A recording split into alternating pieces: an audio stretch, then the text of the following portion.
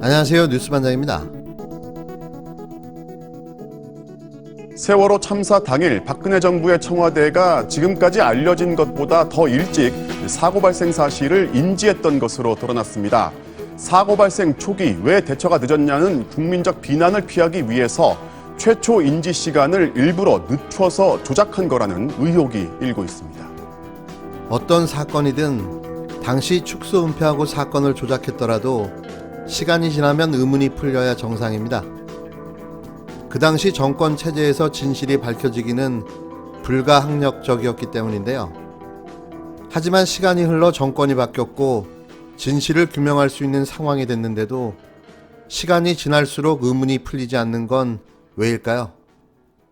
오히려 사건의 실체에 접근할수록 미스테리한 의문과 조작 증거만 넘쳐나고 있습니다. 지난 2014년 4월 16일 오전 발생한 세월호 참사. 박근혜 정부 청와대는 오전 9시 19분 YTN 뉴스 속보를 보고 사고 사실을 처음 인지했다고 주장했습니다. 지난 2014년 7월 당시 김규현 안보실장 대행은 저희가 9시 19분에 YTN 뉴스를 통해 사고를 인지하고 9시 24분에 저희가 문자로 이런 사고가 났다는 것을 간단히 보고받았다라고 말했는데요. 세월호 참사 특별조사위원회는 이 같은 공식 발표가 사실이 아니라는 조사 결과를 내놨습니다. 당시 청와대 위기관리센터가 청와대 관계자 153명에게 사고 발생을 알리는 문자 메시지를 발송한 시각은 오전 9시 19분 35초였던 건데요. 특조위는 문자 발송 전 상황 파악에 10분 정도 걸렸다는 당시 근무자의 진술을 확보했습니다. 따라서 청와대가 오전 10시 10분 전후에 참사 발생을 처음 알았을 가능성이 크다고 밝혔는데요. 박병호 세월호 참사 진상규명국장은 오전 9시 10분 전후로 어디선가로부터 세월호 참사를 인지했다는 것이고 약 10분 이내 세월호 동보 문자를 발송한 것이라며 특조위는 이 과정을 진두지휘한 책임자로 당시 청와대 세월호 TF를 주도한 김기춘 전 대통령 비서실장을 지목했습니다. 이어 박 국장은 김기춘이 세월호와 관련해서는 모든 것을 점검하고 지시했다라며 박근혜 청와대가 늦장 대응 책임을 조금이라도 모면하기 위해 인지 시점을 늦췄다고 의심을 제기할 수밖에는 없는 상황이라며 특조위의 전면 재조사가 필요하다고 밝혔는데요. 장훈 세월호 가족협의회 운영위원장은 누가 이런 허위 보고를 올렸고 왜 이런 조작까지 해야 했는지 연유를 다 밝혀야 한다고 주장했습니다. 특조위는 참사 인지 경위와 시각을 허위로 조작한 혐의로 김기춘 전 실장 등 4명을 검찰에 수사를 요청할 계획인데요. 세월호 참사가 일어난 지 6년이 지났습니다. 언제쯤 모든 진실이 밝혀질까요? 또 언제쯤 우리 아이들에게 떳떳한 어른으로 아이들을 위로하고 아이들 앞에 당당해질 수 있을까요? 진실은 침몰하지 않았다는 진실을 하루빨리 우리 아이들에게 보여주고 싶습니다. 투표 당일이기 때문에 개표 결과가 나오지 않은 단계였어요. 그렇기 때문에 뭐 투표가 어쩌니 저쩌니라고는 이야기가 나오기 전 단계였는데 이게 흘러나갔다? 그럼 도대체 그 의도를 어떻게 이해를 해야 되는지 저는 도저히 제 상식으로는 납득이 안 되는 사건이 이번에 이 사건 같습니다. 탈취냐 분실이냐 이렇게 보는 그렇죠. 그런 문제가 있는 거죠. 예. 우리나라 트로트 노래 제목 중에 그런 게 있어요. 네. 네가 왜 거기서 나와? 그런 거 있죠. 그런 노래가 네, 있나? 구리시에 있어야 될 투표용지가 왜 민경욱 의원실에서 나와? 미래통합당 싱크탱크인 여의도 연구원이 4.15 총선 직후 제기된 부정선거 의혹에 대해 근거가 부족하다는 내용의 비공개 분석 보고서를 작성했다고 연구원 핵심 관계자가 13일 밝혔습니다. 그러니까 자신들도 내부에서 검토를 해본 결과 부정선거 의혹은 말이 안 된다고 이미 판단을 했다는 이야기인데요.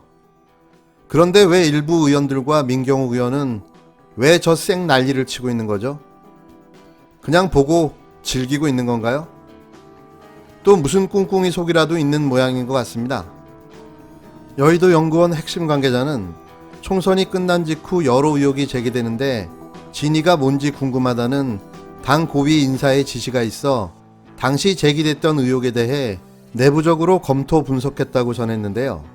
여의도 연구원이 검토한 주요 내용은 수도권 일부 지역의 사전선거 득표율이 비슷하다는 의혹, 투표함 봉인 및 관리에 문제가 있다는 의혹 등에 대해서입니다.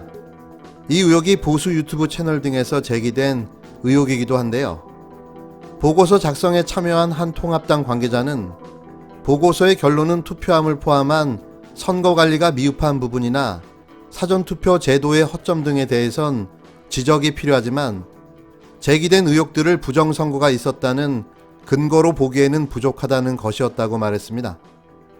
또 다른 관계자는 득표율 수치가 이상한 것은 우연의 일치로 봐야 하고 이런 문제에 대해 의혹을 제기하는 것은 신중해야 한다는 내용도 포함됐다고 전했는데요.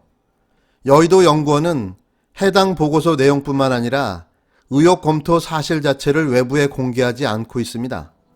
여의도 연구원 관계자는 해당 보고서는 총선 직후 제기된 의혹에 대해서만 선제적으로 검토 및 분석해 만든 내부용 자료라며 최근에 추가 제기된 의혹들을 검토하지 않았고 많은 시간을 들여 다각도로 검토해 본 것도 아니라면서 내용을 다 공개하기는 어렵다고 말했습니다. 통합당 안팎에선 부정선거 논란이 사그러들지 않고 있는 상황인데요. 민경욱 통합당 의원은 이날 자신의 페이스북에 국내에 거주하는 중국 동포 여러분, 부정선거를 밝힐 수 있는 제보를 해달라며 오늘 접수되는 결정적 증거와 제보는 500만원, 내일은 400만원, 15일은 300만원, 16일은 200만원, 17일에는 100만원을 드리겠다고 적었습니다.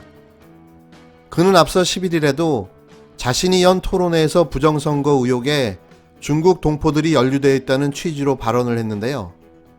민연이 부정개표 증거라고 제시했던 실제 투표용지 6장이 경기도 구리시 선관위에서 유출된 것으로 확인되면서 중앙선관위가 수사를 의뢰한 사건은 의정부 지검에서 맡게 됐습니다.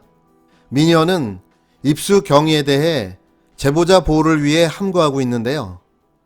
이에 통합당 내부에선 선거 이후 부정선거 담론도 그렇고 오히려 안 좋은 방향으로 계속 전개되고 있다. 자칫 잘못하면 선거 불복의 모습으로 비칠 수 있어 걱정스럽다는 우려도 커지는 중입니다. 더불어민주당의 비판 수위도 계속 높아지고 있는데요. 김태년 민주당 원내대표는 이날 최고위원회에서 말 같지도 않아서 안 하려고 했는데 자꾸 선거 부정과 관련한 이야기를 한다며 우리나라 선거관리 시스템은 전 세계 최고 수준인데 아직도 19세기적 이야기를 하는 사람들을 보면 참 안타깝다고 말했습니다. 이제 20대 국회 임기의 종료도 며칠 남지 않았습니다. 총선 참패의 원인조차 모르는 미래통합당은 더 이상 미래가 없는 거죠. 또 통합을 미루고 교섭단체의 꿈을 꾸고 있는 미래한국당 원유철의 반란은 제2의 한성교의 난이 될 조짐을 보이고 있는데요. 너무나도 한결같은 이들의 모습은 그냥 기가 차서 말이 안 나올 정도입니다. 이렇게 시간이 지나면 자연스럽게 소멸해 가는 거겠죠. 하지만 그 시간조차도 아깝다는 생각이 듭니다. 별로 말 같지가 않아서 응대를 안 하려고 했었는데 사전투표에서 부정행위가 있었다고 이야기하면서 구리 지역의 번투표 용지를 흔들면서 부정 선거가 있었다 이렇게 이야기를 하는데요. 우리 선거 관리 시스템, 특히 이 투개표 관리 시스템은 다른 나라에 지금 현재 수출도 하는 그런 정도의 수준인데 아직도 19세기적 이야기를 하고 있는 사람들을 보면 참 안타깝습니다. 투표용지를 탈취한 행위 자체도 불법인데 그렇게 불법적으로 탈취된 투표용지를 국회에서 버젓이 공개한다는 것도 참 부끄러운 모습인 것 같습니다.